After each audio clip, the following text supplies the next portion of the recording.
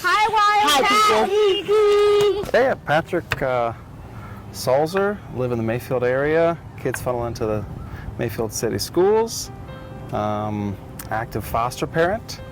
That's my wife, Jackie. We've been foster parents for 6 years. We've had about 15 kids come through our home in that time.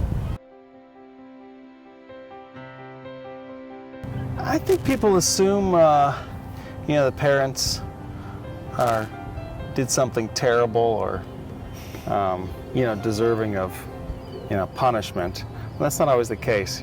There's some circumstances that happen that are out of the parents' control that, result in the kids needing to have temporary care. And I think right now one of the biggest reasons kids come into care is due to neglect, which stems from poverty. Because Cleveland's poverty is so high, versus a lot of people think kids come into care because of extreme physical abuse or things like that, which can happen. But the highest reason is definitely neglect. It's not necessarily direct, like harm, right? It could be indirect. It could be things, again, out of the parents' control. Just stumbled upon circumstances, lost 2 jobs, all of a sudden you get evicted from your house, then the children have no stable place to stay. The county could step in and say, hey, we need to take these children, place them in a foster care so that the family can get back in a stable condition.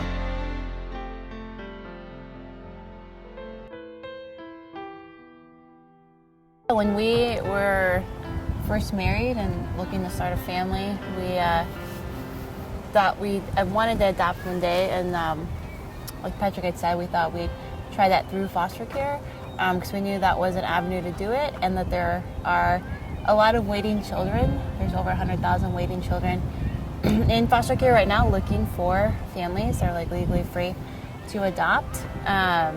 And then as we've been in foster care, I think our reasons have changed a little bit more to more meet the need of like temporary housing for kids while they're in care. And that's just kind of how it's just changed a little bit over the years.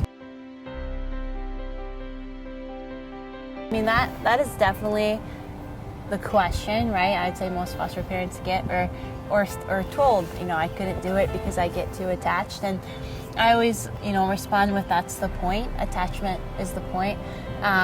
There's some really great research out there that shows that kids that attach to people early on in childhood, so their first couple months of life, you're essentially teaching them how to attach later in life.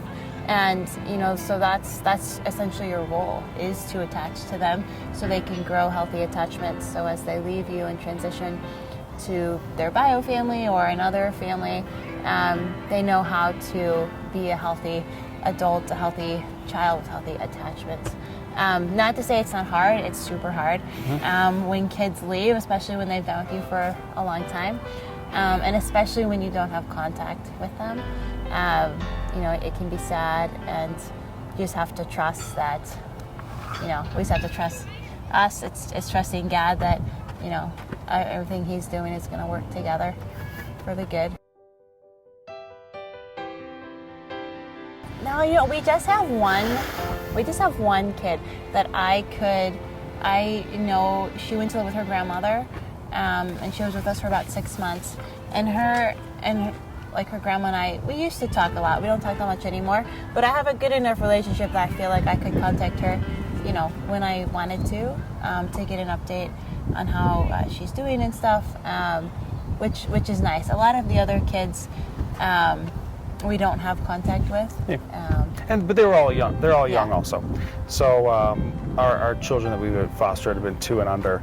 So though Jackie and I have made a bond, they've quickly moved on, and they wouldn't remember us, right? Just because of the age in which we have fostered. Not to plug it, but there's an organization called Cleveland Angels, and Cleveland Angels is it's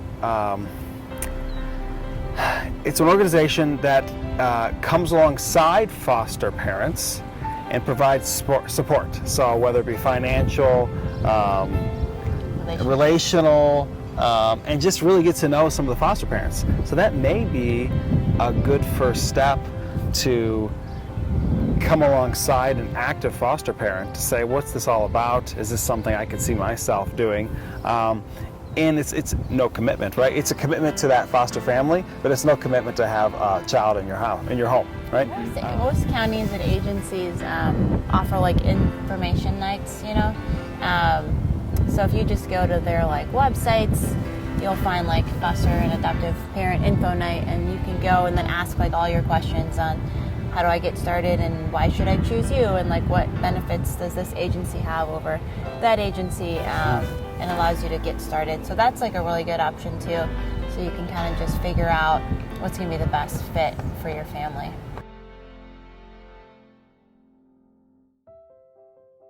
I mean, well, there's a couple options. One is, you know, there's something called a CASA, which is a court-appointed special advocate.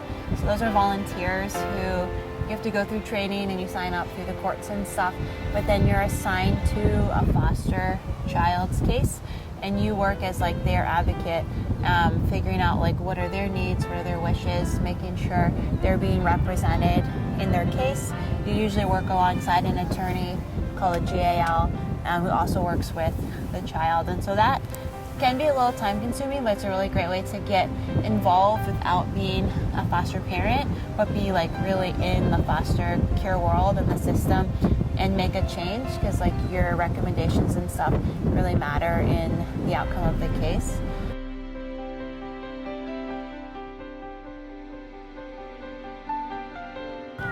It's cool to know that you are making a difference, right? Like, the children need to be loved, right? Like, they need to go somewhere. And so it's a cool feeling to be able to provide that for as short of a time or as long of a time as we can, right? And so just to pour out into these kids, love them, make sure they know that they matter. I mean, it's, you know, the old, like, it's just as rewarding for me, you know, to be able to give that as it is for the child to receive it. Not only like the kids, but also I think just being able to like look at life in a different way, right? I feel like the more we foster, the more like my eyes get open to different things in this world that like we probably wouldn't see and be aware of, and it just provides like really awesome teaching moments for our kids, and just like a different way to like perspective to look at life that we might not have otherwise. And so I think that's a pretty cool part about being involved in foster care.